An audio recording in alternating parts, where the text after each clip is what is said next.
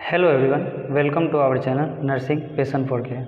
Last videos में हमने penicillin के ड्रग्स के बारे में देखा था, जिसमें हम लोग पेनिसिलिन जी, एम्पिसिलिन और एमॉक्सिसिलिन के बारे में देखे थे। ठीक है, आज का जो हमारा टॉपिक है वो है आपका सेफेलोस्पोरिन्स। ठीक है, बीटा लैक्टम एंटीबायोटिक्स। मैंने बताया था कि बीटा लैक्टम एंटीबायोटिक्स के अंदर आपका दो ड्रग इंपॉर्टेंट है जो कि हम लोग पढ़ेंगे, पेनिसिलिन और सेफेलोस्पोरिन्स। ठीक है, तो सेफेलोस्पोरिन, इसमें भी आज जो मेनली टॉपिक है हमारा वो है आपका सेफ्ट्रियाज़ोन। ठीक है, सेफ्ट्रियाज़ोन जिसको हम लोग हाउस होल्ड में जनरली यूज़ करते हैं, डॉक्टर भी जनरली सजेस्ट करते हैं। ठीक है, मोनोसेफ और आपका जोन जिसका ब्रांड नेम हो गया। ठीक है, एक एक करके हम लोग देखेंगे, ये मोनोसेफ, ये जोन। ठीक है, तो सेपरेटली हम लोग इसको देखते हैं। ओके,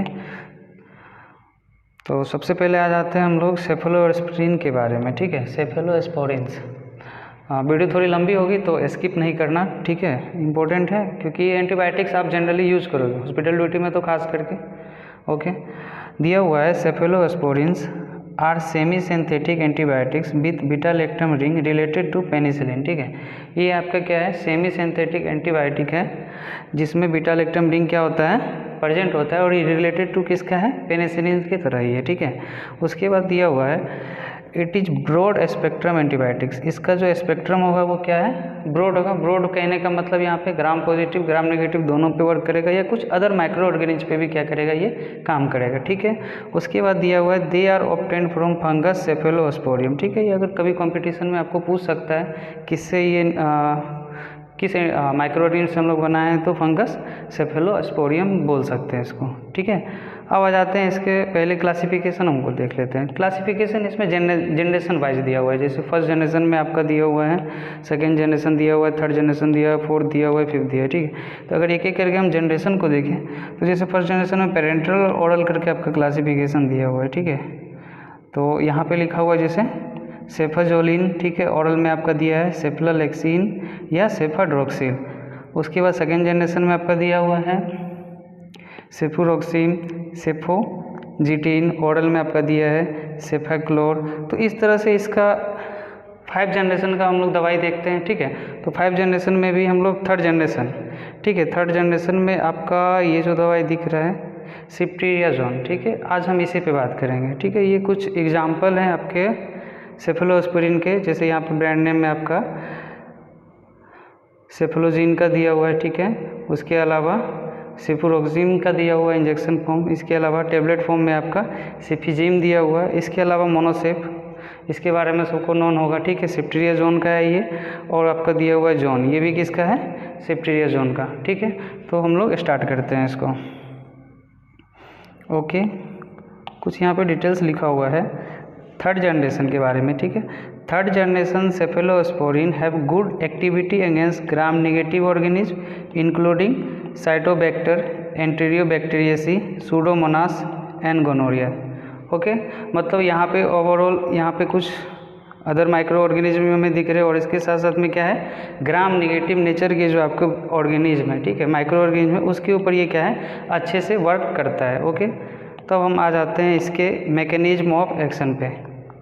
लास्ट वीडियोज़ में अगर आप लोगों ने पेनिसिलिन का देखा होगा, मैं उसका लिंक डिस्क्रिप्शन बॉक्स में दे दूंगा। ठीक है, तो वहाँ पे भी ये सेम था। ठीक है, जो बीटा लैक्टम एंटीबायोटिक्स है, ठीक है, उसके अंदर जो भी ड्रग आ रहा है उसका मैकेनिज्म ऑफ एक्शन क्या है, सेम है। एक बार मैं फिर से इसको अच्छे से एक्सप्लेन कर देता हूँ। ठीक है, तो यहाँ दिया हुआ है आपका बीटा लैक्टम एंटीबायोटिक्स हम लोग लिए, या सिंपली हम लोग समझते हैं यहाँ पे क्या लिए, सेफ्ट्रियाज़ोन लिया। ठीक है, सेफ्ट्रियाज़ोन लेने के बाद क्या किया, वो हमारे बॉडी के अंदर गया, और जो माइक्रो ऑर्गेनिज्म था, ठीक है, उसमें क्या किया, ये बाइंड किया, जो पेनिसिलिन बाइंडिंग प्रोटीन जो उस माइक्रो ऑर्गेनिज्म के ऊपर था उसके ऊपर ये क्या किया, बाइंड किया, और बाइंड करने के बाद क्या किया, इनहिबिट सिंथेसिस ऑफ पेप्टिडोग्लाइकेन। ठीक है, ये जो पेप्टिडोग्लाइकेन है, फिगर में आपको सेल वॉल दिख रहा होगा।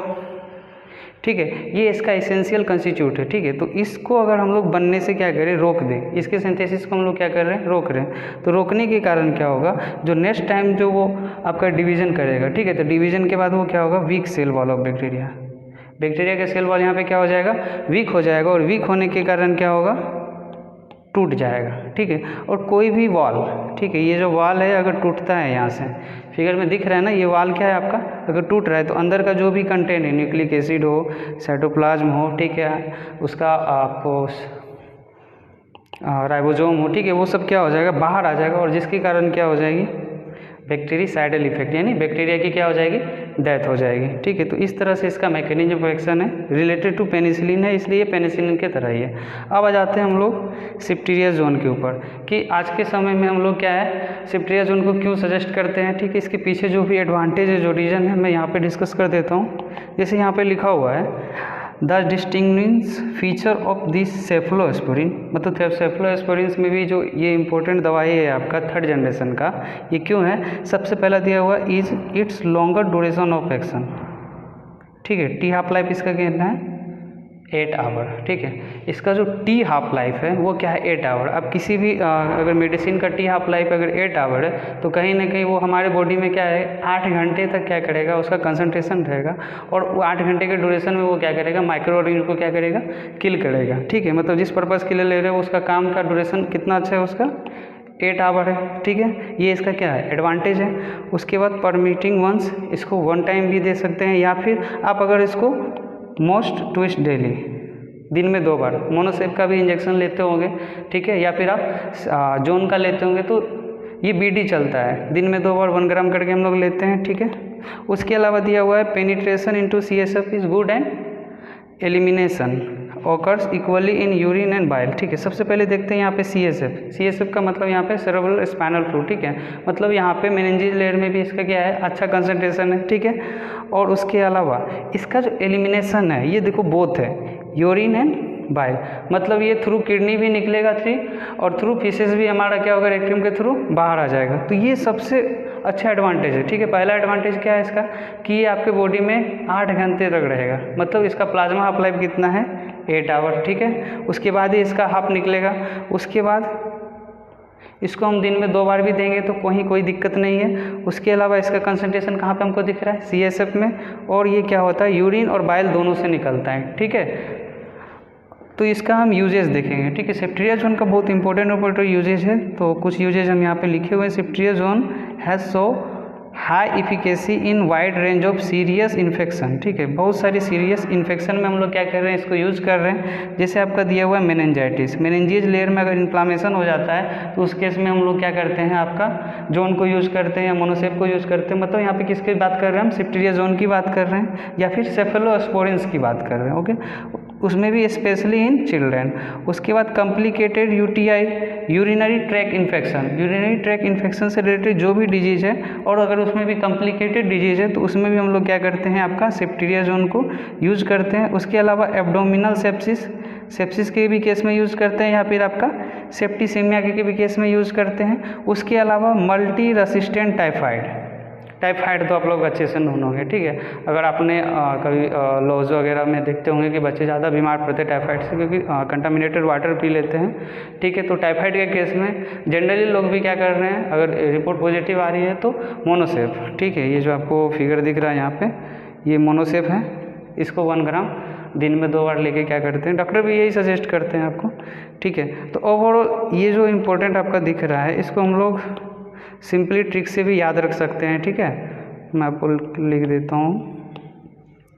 जैसे मेनिंजाइटिस का M, ठीक है, यूरिनरी ट्रैक इन्फेक्शन का U, ठीक है, सेप्सिस और सेप्टिसीमिया का S, और मल्टी रेसिस्टेंट टाइफाइड का T। ठीक है, तो इसको हम लोग मस्ट करके याद रख सकते हैं, MUST। मतलब सेफ्ट्रियाजोन का अगर आपको यूजेज पढ़े तो आप उसको कैसे याद रख सकते हो, मस्ट करके। मस्ट का मतलब आपका M फॉर सिंपल दिया हुआ है meningitis, U for urinary track infection, S for sepsis और सेप्टिसीमिया, और उसके अलावा T for typhoid. Actually disease condition में MSN के लेक्चर में बताऊंगा, इसलिए मैं अभी डिजीज के बारे में ज़्यादा डिस्कशन नहीं करूंगा। आप लोग इससे डायरेक्ट यूजेज में लिख सकते हो। और इसके अलावा यूजेज अगर की बात करें तो also used in skin and soft tissue infection. ठीक है, जो सॉफ्ट टिश्यू का इन्फेक्शन होगा या स्किन का इन्फेक्शन होगा उस केस में भी हम लोग यूज़ करते हैं 1 to 2 ग्राम IV या IM पर डे। ठीक है, उसके अलावा आपको गोनोरिया दिख रहा है। ठीक है, ये सेक्सुअल ट्रांसमिटेड डिजीज है जिसमें हम एक single dose 1 gram IM is curative, मतलब सिंगल एक लोडिंग डोज अगर हम 1 ग्राम का दे देते हैं तो गोनोरिया का केस क्या हो जाएगा, ठीक हो जाएगा। ठीक है, उसके अलावा this can be life saving in serious gram negative infection. ठीक है। लाइफ सेविंग एंटीबायोटिक्स बोल सकते हैं इसको, ग्राम नेगेटिव के कारण, ग्राम नेगेटिव माइक्रोऑर्गेनिज्म के कारण अगर आप इफेक्ट हुए, आपके बॉडी में ये चला गया है और सीरियस कंडीशन में अगर आप जा रहे हो तो लाइफ को सेव करने के लिए सेफ्ट्रियाक्सोन का आप यूज़ करते हैं। ठीक है। उसके अलावा इंक्लूडिंग एमाइनोग्लाइकोसाइड रेसिस्टेंट, मतलब एमाइनोग्लाइकोसाइड्स का भी दवाई। ठीक है। इसको हम लोग नेक्स्ट लेक्चर में देखेंगे एमाइनोग्लाइकोसाइड में कौन कौन सा दवा है, जैसे आपका जेंटामिसिन, ठीक है, एमिकासिन, ये सब आपका एमाइनोग्लाइकोसाइड का मेडिसिन है। उससे अगर हमारा जो माइक्रोऑर्गेनिज्म अंदर में हमारे है वो अगर रेसिस्ट कर जाता है तो उस केस में भी आपका सेफ्ट्रियाक्सोन जो है वो काम करता है। ठीक है। उसके अलावा सर्जिकल प्रोफाइलेसिस, ठीक है, आपको यहाँ पे दिख रहा होगा सर्जिकल प्रोफाइलेसिस। ठीक है। सर्जिकल प्रोफाइलेसिस मैंने पहले भी प्रोफाइलेसिस के बारे में बताया हुआ है, मैं होगा तो वो वीडियो का भी लिंक डिस्क्रिप्शन में दे दूंगा।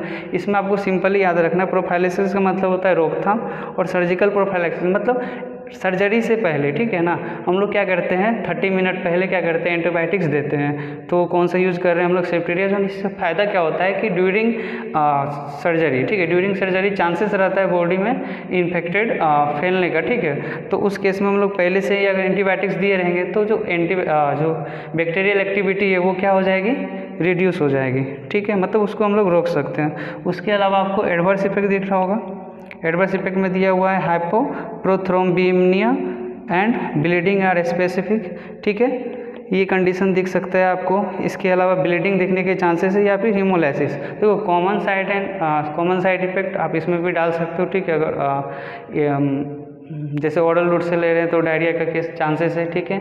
आईवी रूट से ले रहे हैं, आईएम ले तो पेन जहाँ पे इंजेक्ट करोगे वहाँ पे पेन हो सकता है। ठीक है, थ्रोम्बोसिस हो सकता है। इसके अलावा ये सब जो इम्पोर्टेंट है जो कि देखने के चांसेस हैं।